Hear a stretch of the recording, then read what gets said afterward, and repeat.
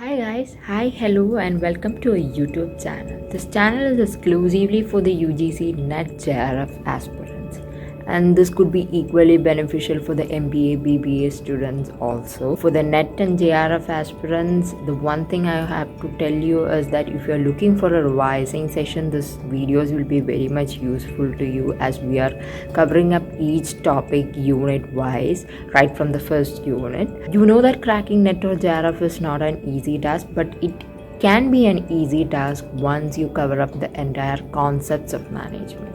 Then when you do or practice the previous year questions, it is very much easy for you. So we will be having those sections also, that is in which we will be discussing the previous year questions.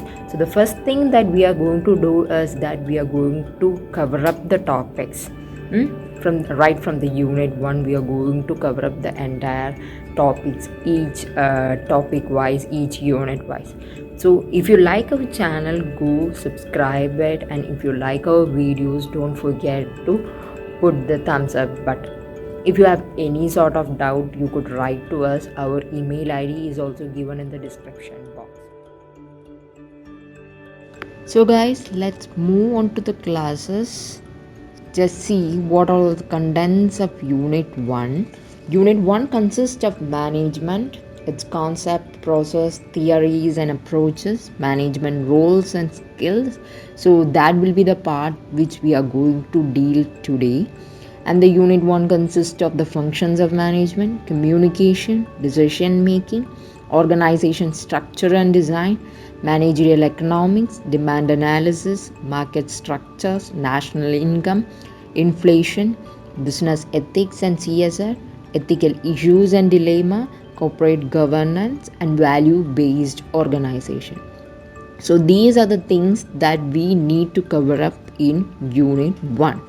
And the things that we are going to discuss today is mainly the concept and meaning of management, the process of management, and the classical theory or approaches to management. These will be the things that we are going to cover up in today's section. Let's begin with a very basic question, that is, what is management? What do you mean by management? I know that there will be an answer in your mind, right? Management, simply if you go and Google what management is, the first thing that comes up or pops up is that the process of dealing with or controlling things or people. It is dealing with people, it is the process of controlling things as well as people is known as what? Management. It is a very simple meaning. It is just the meaning. So let's begin with the meaning that Theo Heeman gives about or gave about management. So according to him, management can be a noun, can be a process, can be a discipline. Okay, he gives the meaning of management in these three ways. That management as a noun. Why management as a noun? Because management as a noun means we use the term management in order to indicate or in order to show a group of managers. Whenever you show a group of managers of a company, let it be a company A, if you see them standing outside or in a meeting or something, you will tell that it is the management team of so and so, right? So there you got the meaning, right? Management as a noun refers to a group of managers. That is the first meaning that was given by Theo Heeman. Next, management as a process. Why management as a process? We know that management consists of an array of processes. That processes includes what all things? Planning, organizing, directing, controlling. In a general, we will learn what all are the in detail processes in management. In general, we could tell that management consists of the processes like planning, organizing, directing, and controlling. There are yet more that we'll discuss in the later section. So that is why it is known as management as a process, refers to the functions of management. Then coming into the third one, that is management as a discipline. Why management as a discipline? It refers to the subject of management. We know that management is a subject, right? which is accepted worldwide. It is having many theories, it is having many approaches. Everything is there which is being covered up throughout the world, right? So it can be as a discipline. So this three meanings of management was given by whom? Theo Heman. That is what is the main important point. Who defined or who told that management is having three meanings? Or it is a very simple question, yet which will be or which can be asked in some other ways. So that is something is there in the first slide. Then coming into more advanced thing, we know that in an organization what we really do is that we give into a multiple number of inputs. These inputs will go through yet another array of processes and comes out in the form of an output, right? So these processes or these chain of things must be monitored, right? Until and unless this is properly mentored or properly bounded by a management system, it is very, very difficult to come up with a clear cut outcome, right? So, any organization is a combination of multiple inputs, process, and outcome.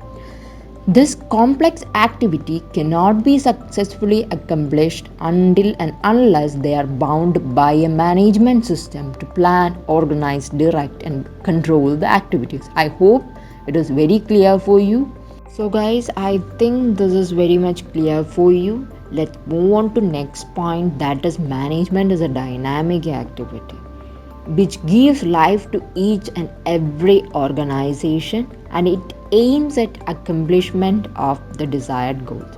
So let me ask you one question, can any organization exist without a proper management? Will that run for a long time? Will they come up with profit? Or will the staff and the superiors will be having a good rapport? Anything will be possible without a proper management? No, never. So management is very much important for each and every organization in order to achieve their goals. Every organization will be having an aim, right?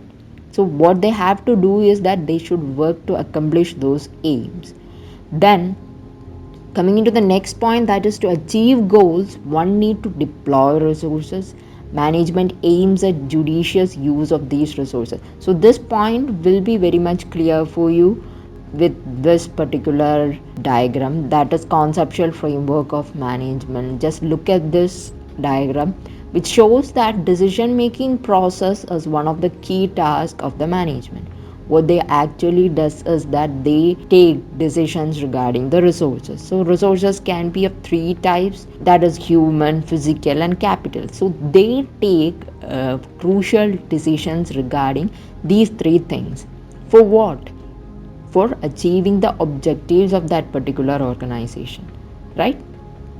So decision making regarding what? Resources can be human, physical resources, or capital resources in order to achieve the objectives.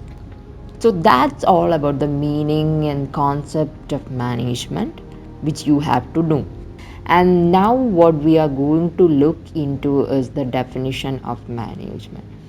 So there are n number of definitions for management, that is definitions given by different scholars from different disciplines. So they describe management in their terms. We chose only 5 definitions of management.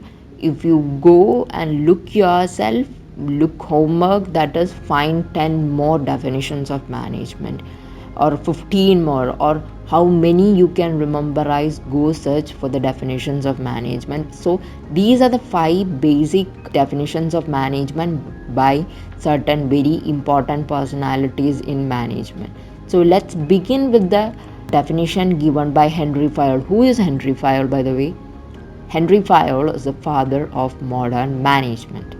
So who is Henry Fayol? Henry Fayol is the father of modern management. It is something that you want to memorize from this particular slide. So how he defined management? He defined management as to forecast, to plan, to organize, to command, to coordinate and control activities of others. So he was the person who first identified these particular functions of management. So according to him, management is to forecast, to plan, to organize, to command, and to coordinate and control activities of others, right?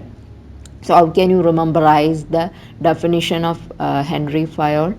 Just think, he was the person who connected management with the functions or process of management, and according to him, those processes were in the name like forecast, to plan, to organize, to command, and to coordinate. So it is easy for you people to memorize that Henry Fayol was a person behind such a definition. And next, coming into the second definition that was given by F.W. Taylor, yet another very important personality of scientific management, and he is known as the father of scientific management. It is very important, you should memorize this thing. Father of scientific management is F.W. Taylor. We will in detail study about him in the classical theory of management. So let's now, for the time being, memorize this particular sentence, that is F.W. Taylor, who is known as the father of scientific management. How does he define management? According to him, management is an art. Art of what?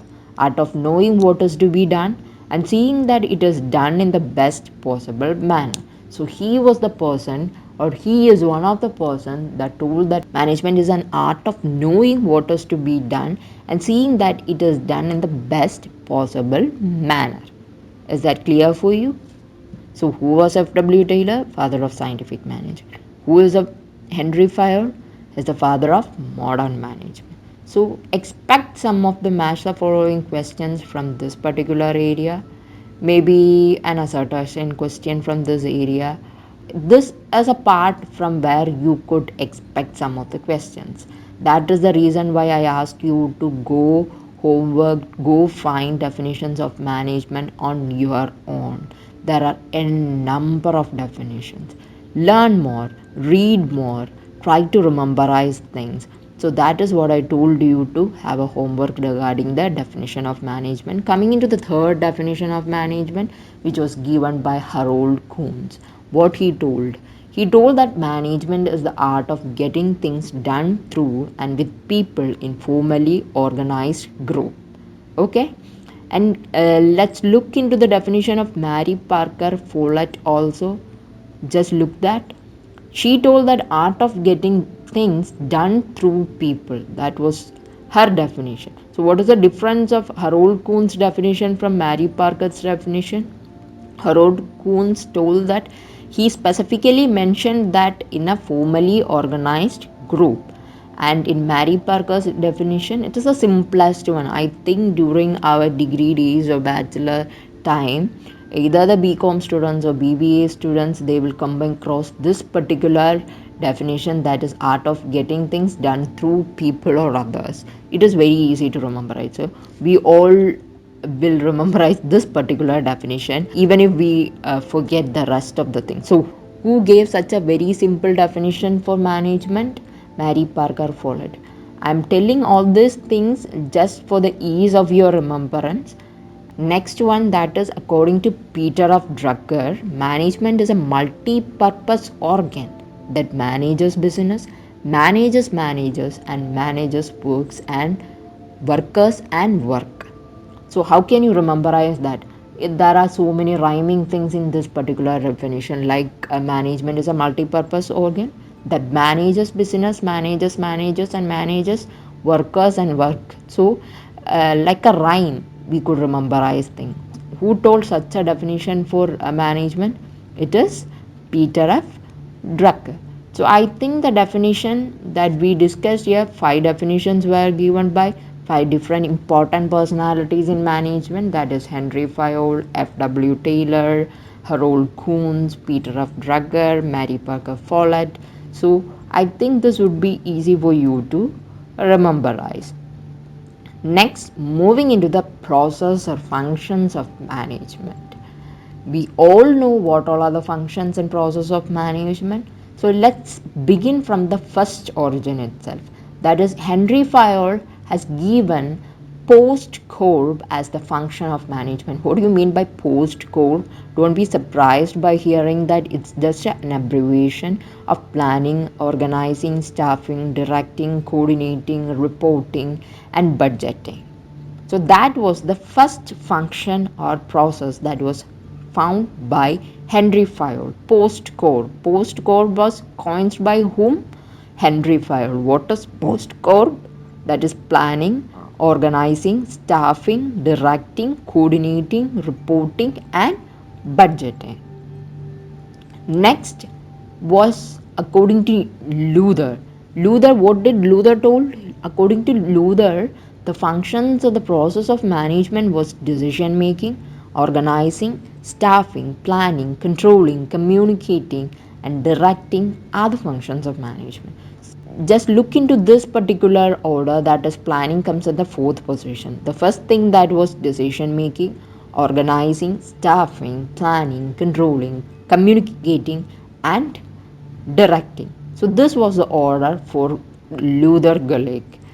And ending up, what we are now following and the last refreshed format or the process or the functions of management was planning, organizing, staffing, directing, and controlling. Who put forward that? It was Coons and O'Donnell. Divide these functions into planning, organizing, staffing, directing, and controlling.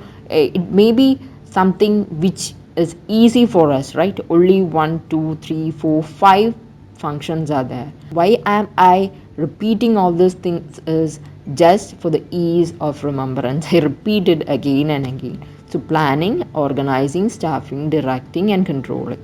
Beginning with the process, the first process, that is planning.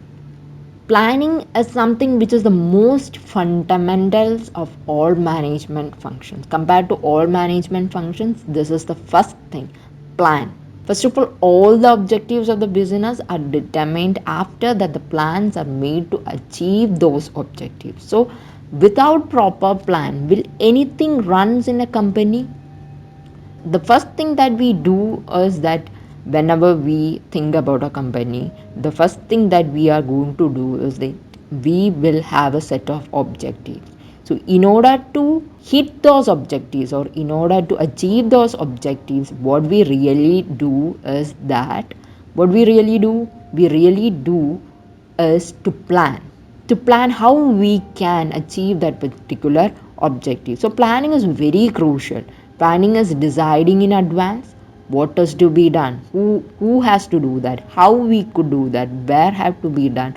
All these questions are answered or getting into consideration in this particular process. So why planning is very important? This is the first and foremost function. It is very much useful since it helps in achieving the objective.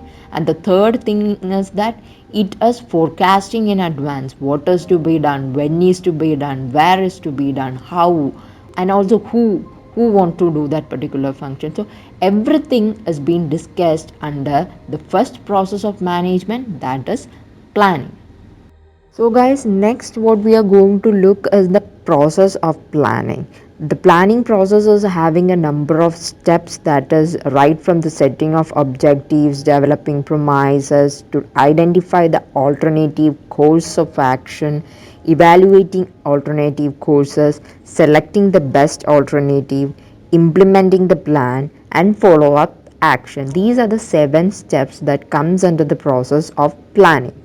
So setting objectives means what? This is the first step, and this is identifying the opportunities which are available to a business organization, or else it can be the key point of the process of planning, that in which the objectives must be clear, definite, and simple.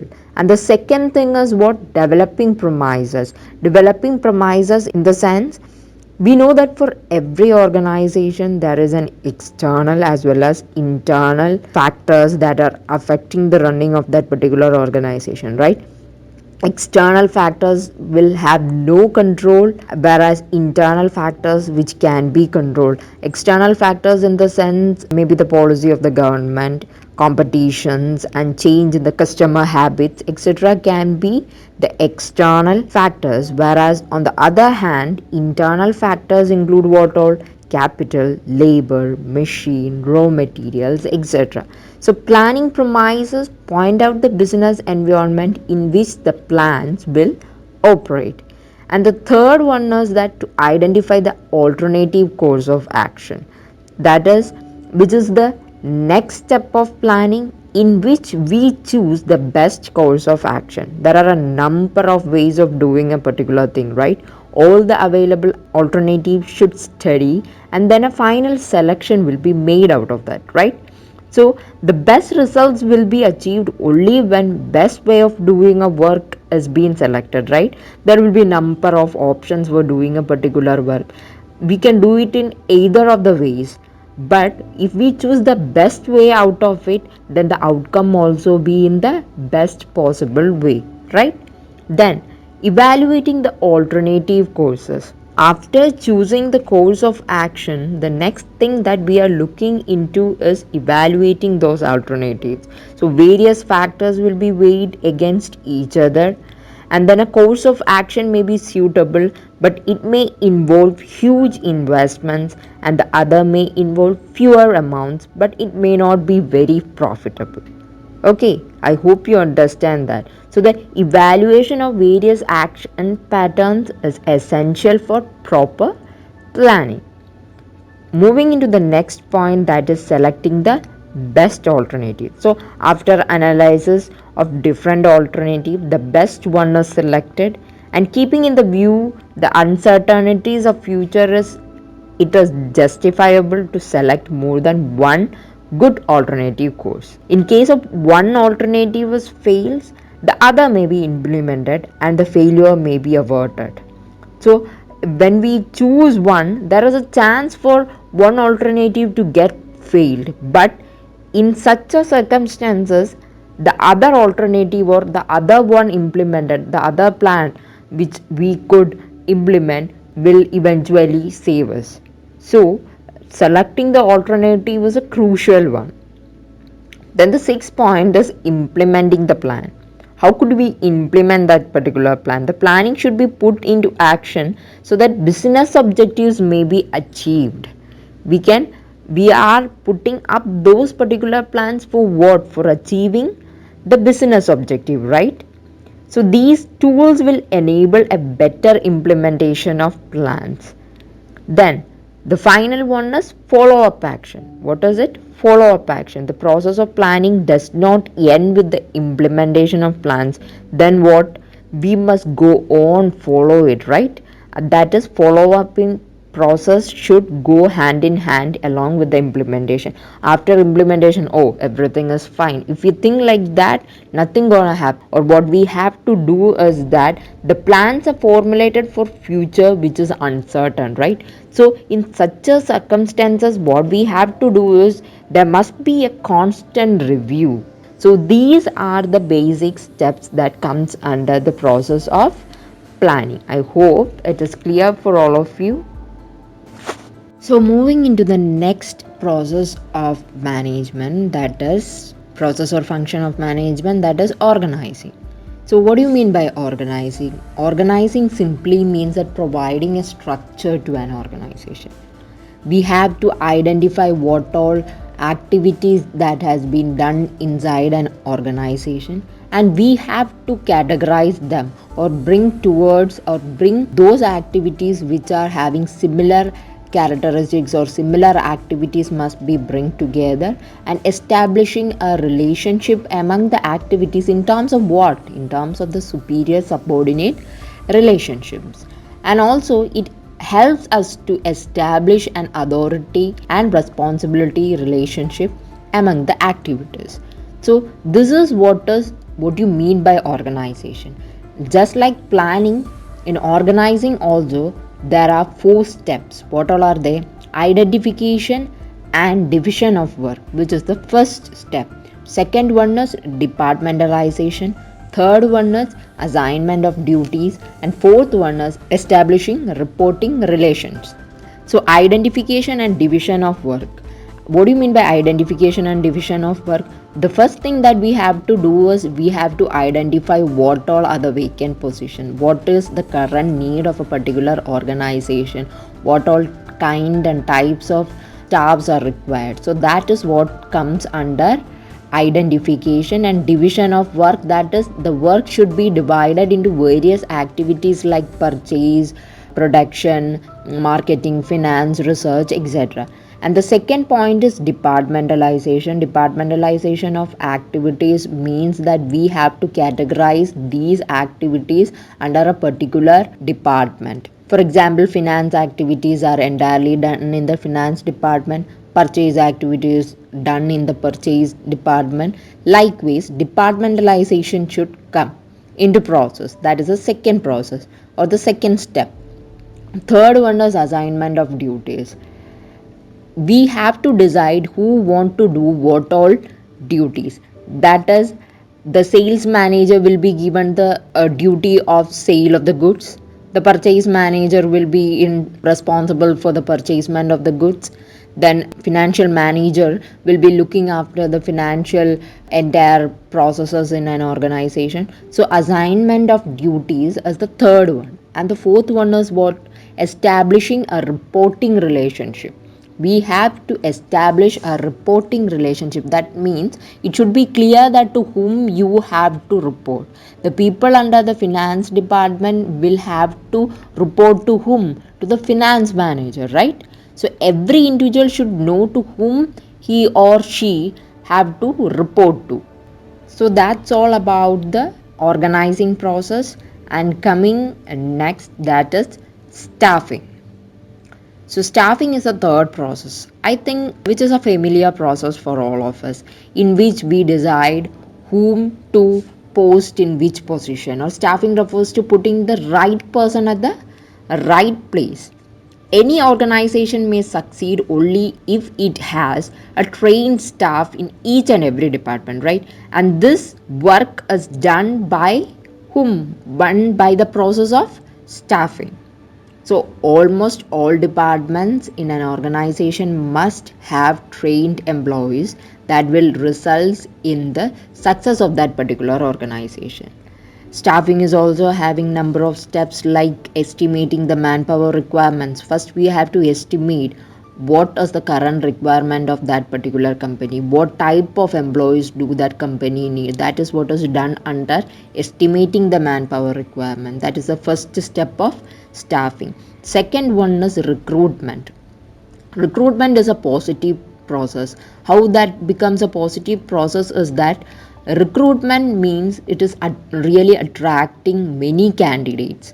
From a pool of candidates, it is attracting candidates so that from the number of applicants we may be able to select the ones that we need. So it is an attracting positive, so many employees will be applying for that, so it is a positive process. Whereas selection, that is a third process, is a negative process, because from the number of people applied we will be selecting only fewer candidates and the rest of the people will be rejected. So the rejecting process is a negative process. So selection is a negative process, which is a third step of staffing. And the fourth one is placement and orientation. Placement and orientation is, placement refers to what? Placement refers to occupying a post by the candidate for which he is selected, right? So after selection, the employee is given appointment letter and he is asked to occupy the vacant job position. Then the orientation is given. What do you mean by orientation? Orientation refers to introduction of new employees to the existing employees. It can be also like taking that particular new employee throughout the organization and giving him a brief about the working of the organization, something that comes under orientation. Then the large organizations organize orientation programs to familiarize the new employees with the existing, whereas in small organizations, superiors take the new employees on round and introduces him to the existing employees and the working facilities of the companies, etc. is done under placement and orientation. So, and the fifth process is what? training and development. Why do we give training and development? Why is that step so important? That step is very important because the employees must be very much up to date, right? They should not be outdated with their knowledge. In this fast paced era, everything is changing day by day, right? So every updates are coming day by day, so the employees must go through each updates and they must be very much familiarized with all these things. So training and development is very much important for the growth of the employees as a person, as well as which in turn helps in the growth of the organization also. So training and development is also a very important process that comes under staffing. Then the fourth one is directing. What do you mean by directing? Even I am directing you now, just like the way in an organization. What do you mean by directing? Directing aims at guiding the activities towards achieving a common goal. So directing is very much important. So under directing, there are four main activities, that is supervision, communication, leadership, and motivation. So managers get the work done by providing the right and a uniform direction to the work. So the above mentioned functions of management create preconditions, while directing make use of these preconditions to achieve the desired results actually. So a manager directs the employees through communication, like the exchange of ideas or understanding the information from one person to another, in terms of the leadership and motivation to the employees. So a particular manager will direct the employees in terms, it can be through his communication, that is he will be motivating them, he will be guiding them, he will act as a leader, and with his leadership qualities he will be guiding the entire people behind. So directing is something that consists of supervision, communication, leadership, and motivation. What do you mean by supervision? Supervision is the first one. Supervision, it refers to monitor the process of routine work of the subordinates and guiding them properly. So a supervisor will come and look into the processes that is done on the daily basis, and he will give us suggestions for the improvements, and if it is good he will give a compliment for that. So he is the person who will be looking after all those things. So supervision is an important element of directing function. Why? Because it has an important feature, that face to face contact. What is that? Face to face contact between the superior and its subordinate is being done in this process, supervising process. It is actually a physical process in which face to face contact has been done. It is must that there should be a face to face contact in the supervision process. And the second one is communication. It means an art of transferring what facts, ideas, feelings, etc. from that particular person, that is maybe a manager, to the another, and making him understand that. There are two ways of communicating, right? We can communicate to a person. If that person is not actually receiving us, do our communication is effective? If he cannot understand the way what I am telling, is my communication helpful? Now I am telling to you the process of management. If you are not familiarizing that, or if you are not understanding that, is this class of any use? No, right? So the thing is that in the communication process, the other person who is receiving me should understand it, right? A manager has to continuously tell his subordinates about what to do, how to do, when to do, like that. All these things should be said by a manager to his subordinates, and one thing is that the subordinates should understand that. That is the thing that comes under communication. So to do all this, it is because essential to develop effective communication facilities, right? Then the third one, what is the third one? Third one is the leadership. That is, it refers to influencing others in such a manner that to make them do the work by that influence. Okay, that a leader can only do that. A good leader could influence his subordinates, in fact, or in turn, they will work. Okay, leadership plays an important role in directing, and only through this quality a manager can pursue, create trust and passion among his subordinates. And the next step is motivation. This is really the human factor. it is the step in which the human factor is being considered. Motivation is something that is a positive signal, right? Giving motivation to a particular employee and making him do something is a great thing. Motivation is the other person who is get motivated will automatically does the work in a very effective manner. So among the various factors of production, it is the only human factor which is very dynamic and provides mobility to other physical resources. Okay, it becomes essential to motivate human resources to keep them dynamic, aware, and willing to perform their duty. Both monetary and non monetary incentives are given to the employees for motivation. So, motivation is very, very, very important. A motivated employee is really an asset to a particular organization. So, motivation is very much important in the process of directing. So, I hope it is very clear for you now. Let's move into the final process. What is that? That is controlling. So the next one is controlling. Controlling means that it refers to bringing the actual results closer to the desired results. We will be having a number of desired results. This is something that brings closer the actual results to the desired results. So under this, it is monitor whether the jobs have been performed in accordance with the set plans or not. Okay, so under this particular processes, we really wants to know that are we closer to our objective, are we closer to our desired results or not. So after this corrective action is taken for a negative deviation, so that the difference between actual result and the desired results can be minimized, in terms that if we are doing this particular process in an effective manner, it will help us in minimizing the deviation from the accurate result that we need. So this process is also very much important. So as with the implementation of this controlling process, all the hurdles removed which are coming in the way of achievement of our objectives actually. So proper controlling can make us closer to the objectives, and this particular function is also having about 4 steps, that are setting performance standards, measurement of actual performance, comparison of actual performance with standards, and the fourth one is taking corrective action. The first one is measuring the performance. So after doing a particular task, we have to measure it, right? Every enterprise plans its activities in advance, we know that. Basis of those plans, what have been the objectives and the goals of every department as well as branches etc are fixed, right?